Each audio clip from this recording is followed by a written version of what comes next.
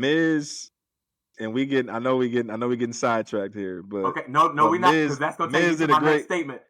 Okay, all right. So Miz did a great job. So Miz did a great job of calling the audible. Okay, great. And Snoop, obviously knowing the business, being around wrestling, like, okay, Snoop said, "Oh, dang, this dude hurt for real." Like, so embarrassing. Miz is all right. Miz go ahead. Embarrassing. It was embarrassing either way, but at least Snoop filed the audible for Miz. Okay, but yeah, go ahead and say what you was gonna say. So Griff, to answer your question, I just completely missed it, and I was like, "That's God. That's God. That's God saying you didn't need to see that, bro. You didn't need to see it. You didn't need to see it. That's one of your favorite wrestlers. That's one of your favorite people, and he couldn't do an Irish whip, to my understanding. You didn't need to see that. That's God, right? But no, he couldn't do the basic leap over the basic leap off the Irish whip. To your point, Brandon, the Miz is able to call him audible, and that shows who the Miz is, right? I'm at the gym. 20-year veteran.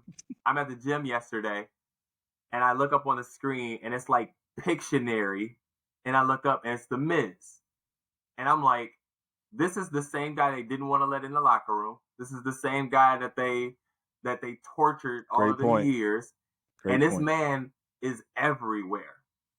And say what you want about LA Knight and the pop that he is getting right now, and I understand our feelings around LA Knight, so that's why I haven't hit that button tonight. I understand them giving LA Knight to the Miz first. You got to think about this from a standpoint of the Miz is so good that the guy we're going to put a rocket on needs to go through the Miz first.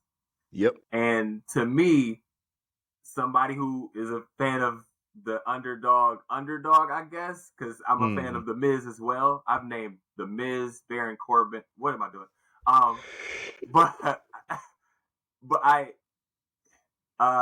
The Miz is good in the sense that LA Knight has to go through the Miz first. And I don't know how you guys feel about LA Knight, but I believe that if you're going to put a rocket on him, you got to send him through the guy that's now the locker room leader in my mind. Great. I mean, again, I said this before last time we were on. I have nothing against LA Knight. He's still someone that I want to take time to see for myself versus going off the crowd hype and LA Knight. Yep. LA, it's just like the Yes Movement again. You know what I'm saying? It's like as soon as you do one thing, everybody just on the bandwagon. But when I really look at LA Knight, in my honest opinion, do I think he's ready for the top in WWE? This might shock some people, but constructive criticism. But no. And I'm going to tell you why. Lewin, to your point, you got to throw him in the fish with the Miz till he can circumference the Miz and get the Miz approval. Move on to the next thing because it's all steps now. We know you can do things in the ring. We know you got to pop because everybody likes LA Knight. But right now, let's work on your promos. You know what I'm saying? Let's work on your promos because you can do a promo with me, but then when you're in the ring with Seth Rollins, you might choke up and not do that promo. When you get in that ring with Roman, you can choke up and not do that promo. So I don't know, bro. I don't know. I think he's gonna handle himself, bro. Because him and Miz on Monday Night Raw. I don't know if it was this week or last week. It was a week before. Miz got the best of him. Miz before. But I thought Miz had to, right? Like Miz had to assert he had to say something in this situation in order to make this believable, right? Like if it's just LA Knight just throwing out his one-liners at the Miz, it's not gonna work. If it's just the Miz like saying I'm the Miz and when my hand goes up, your mouth shut, like it's not gonna work, right? But in order for them to actually go at it, like the Miz had to say something. But there's got to be a little heat. Like these brothers got a feud. Make it believable. I think he's gonna handle himself on the mic. I think my thing is I think the WWE universe wants things so fast, and they want things right now. It's like I get it. I'm cool with him winning the Slim Jim thing or whatever, but it's like, do we have to have that right now? Because as soon as he doesn't as soon as they're not able to write him in the way you want him in, then you're going to be upset about it. Hence, Trish Stratus and them getting kicked off of SummerSlam, right? Like, people are upset about that because y'all wanted LA Knight. Like, make up your minds what we got here. There's only so much time we can actually put on a show. Because y'all are mad about 8-hour WrestleManias in one day, so we had to split those to 2 days. And now, like, that's going to be longer and longer and longer because y'all want so many matches on the card. So I think the LA Knight thing, I'm a fan of his, and I want him to do it, but I just think the WWE Universe is going to ruin this one for me. And you put it in a great perspective, and that's why I was kind of alluding to and saying, I'm not saying he's a bad guy. I mean, he has experience even with Impact.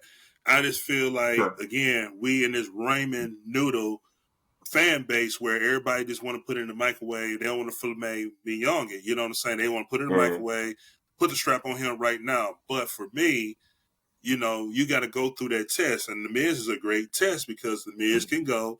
The Miz is, you know, I saw something this week, someone did a post said, if The Miz was retired, should he go in the Hall of Fame? Like, why would you ask that question? Of course, that's the dumbest question you would ask. Like, are you kidding me? He could headline it. I'm saying, like, yeah, what? for real.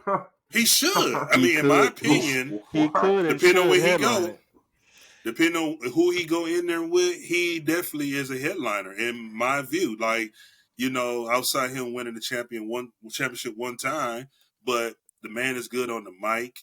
He is influential. He's bringing in Hollywood standards, you know, and he's showing up to work every day. And last I checked, I don't even recall The Miz in his 20-year career ever being injured out for a long-term injury. He's there. I think so. Yeah, bro. And what did it for me with him, I always had respect for The Miz. But Brandon will tell you, they did the last house show here in Saginaw. He ripped Saginaw so whole, bro. He had everybody mad. And I'm like, he tell the truth. He was talking about work. He did some homework or something, bro. Cause he talked about the school. He talked about the public school system. He talked about the education. Oh yeah, you know he talked about the hood. You know he had somebody. He went down the list like he lived in Saginaw, bro. One of my favorite heels. One of my favorite heels of all time, bro. Yes, absolutely, bro. Because let's be honest, what can he not do, right? Like, what we understand he's not maybe that top guy, but what can he not do is the question, right? He can talk on a mic. He can wrestle. He can handle himself. He's got Maurice. Let's talk about it. Like, what can he not do, right? Like, let's be honest, right? So we say all of that to say I'm here for the LA Knight push, but I'm also here for the respect of The Miz, that in order for him to get the rocket strapped to him, you got to go through this dude first. And this is a guy who's been here for however many years. Let's crack jokes and say he's only done this, that, or the other, but the man has made his money. Like, Marine 17 is coming out next year. Like the man has made his money. Like, let's be honest about it. Say what you want about him in the ring or whatever,